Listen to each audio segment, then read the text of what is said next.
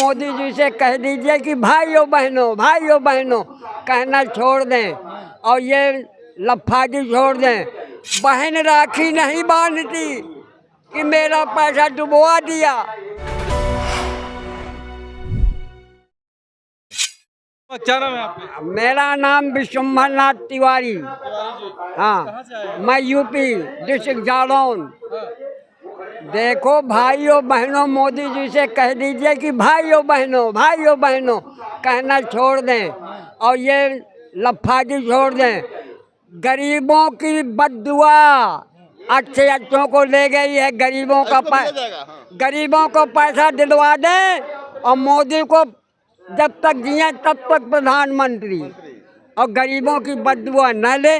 पूंजीपतियों का साथ देना पड़ता है, थोड़ा बहुत देश के विकास में पैसा लगाते हैं, लेकिन गरीबों का खून पूंजीपति पी रहे हैं।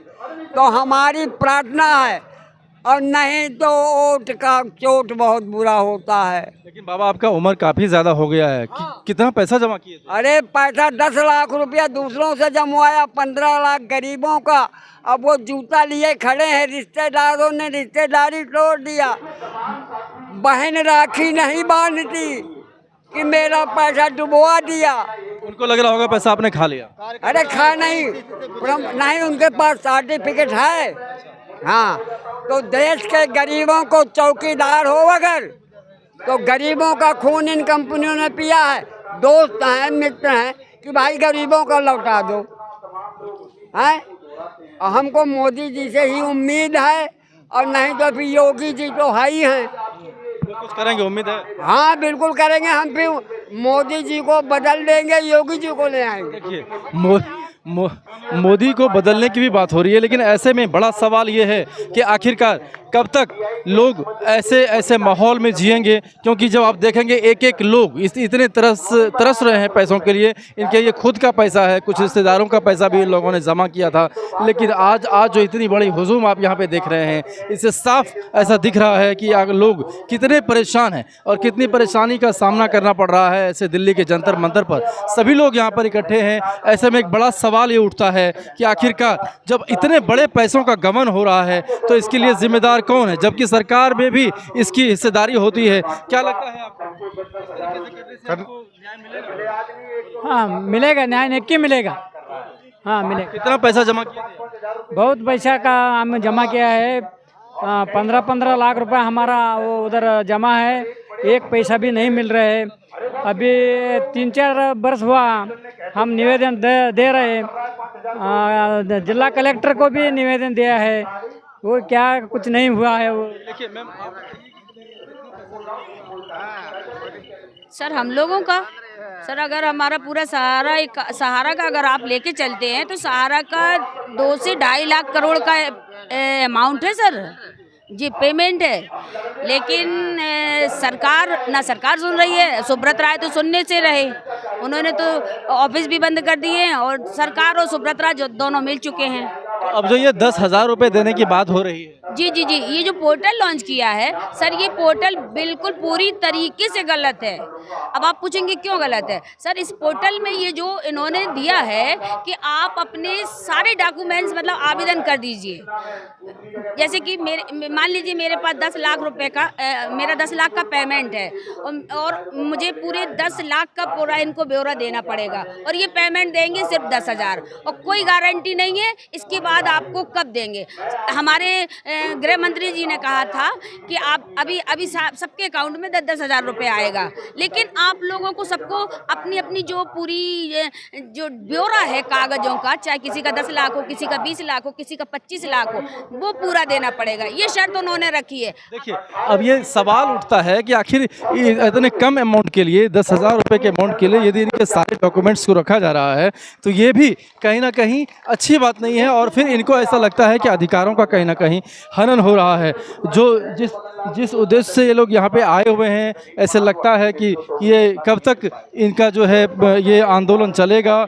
और फिलहाल जंतर मंतर में तो सिर्फ आज के लिए ही है। जी बताइए। कर्नाटक से आए हैं सर, गरिमा कंपनी से, और जब तक हमारा पैसा नहीं मिलता है तब तक हम मतदान नहीं करते। अभी सरकार हमने चेंज किया है।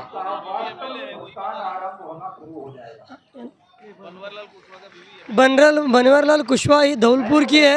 ये कंपनी धौलपुर की थे। हम कर्नाटक महाराष्ट्र में हमने बड़ी बिजनेस किया है और धौलपुर की वो अभी इलेक्शन के लड़ने के लिए उभरने वाला है, लेकिन उनको हम इलेक्शन को लड़ने की हम नहीं देने से वोट नहीं दे सकता है। ठीक है, देखिए यहाँ वोट नहीं देने की भी बात हो रही है, लेकिन इसमें एक सवाल ये उठता है कि जब इस तरीके से लोगों का पैसा हनन होगा, पैसा रखा जाएगा और इनको ये कहा जा रहा है कि आप जो है अपने डॉक्यूमेंटेशन पूरा कर दीजिए, डॉक्यूमेंट जो है वो आपको पूरे अमाउंट का देना पड़ेगा, ना केवल 10,000 के लिए बल्कि सभी डॉक्यूमेंट्स आपको यहाँ पे जमा करना पड़ेगा। अब देखने वाली बात ये होगी कि क्या इन सबको न्याय मिल पाता है। यहाँ पर जितने भी बड़े हुजूम आप यहाँ पे देख रहे हैं, इन सभी तमाम हुजूमों के बीच में सबसे बड़ा सवाल ये है कि देखिए कहाँ से लोग यहाँ पे आए हैं। आप कहाँ से आए हैं? आप आगरा से जी। सहारा में ही आपका पैसा जमा था? PACL में तो जितना पैसा सभी लोगों का अन्य अन्य जगह पे जमा है, सभी लोग यहाँ पे आए? जी, सभी लोग आए हैं। कितना पैसा जमा था? मेरा खुद का मेरा 20-25 लाख रुपया जमा है मेरा। क्या कह रहे हैं अधिकारी, पैसे नहीं मिल रहे? कौन? अब हम अधिकारी क्या है, बेवकूफ़ बना रहे हैं। उन्होंने पहले पोर्टल लॉन्च कर दिया कि अपने डॉक्यूमेंट्स अपलोड करो, डॉक्यूमेंट्स अपलोड कर दिए। 2019 से 2023 हो गई, अभी तक पैसे ही नहीं लौटे हैं। कभी कुछ का तुम्हारे नाम में मिस्टेक है, कभी हमारा जैसे नाम है रविंद्र शर्मा तो तुम्हारे जो डॉक्यूमेंट्स में जैसे आ गया हमारा के रविंद्र, तो या स्पेलिंग में मिस्टेक हो गया, RAVIND के RE लगा दी, पैसा नहीं दे रहे, बेवकूफ़ बना रहे। कुल मिला के ये कि पैसा देना नहीं उन्हें। ये जो आपने टोपी लगाया है संयुक्त, क्या लिखे हैं? संयुक्त ऑल इंडिया जन आंदोलन है। जी, वो उन सभी के पैसे मिल जाएंगे? अब एक कोशिश तो यही कर रहे हैं, आंदोलन इसी लिए कर रहे हैं, हम लड़ाई जो लड़ रहे हैं कि हम सबके पैसे मिलने चाहिए और सरकार बेईमानी करना चाहिए नहीं। पैसा तो मिल सकता है, जो हमारी कंपनी की जो देनदारी है उससे 4 गुना प्रॉपर्टी है PACL के पास, लेकिन फिर भी सरकार बेईमानी करवा रही है।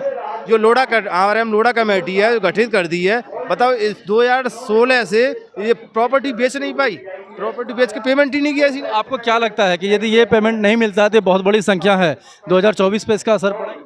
बिल्कुल पड़ेगा सर, क्या करेंगे, लोग परेशान है। जब हमारा जीना दुश्वार हो रहा है, लोग हमें परेशान करने हैं, घर से निकलना दुश्वार हो रहा है, तो अब इन्हें क्यों वोट देंगे? हम वही देंगे जो हमारा पैसा दिलेगा, उसे वोट देंगे हम। Thank you.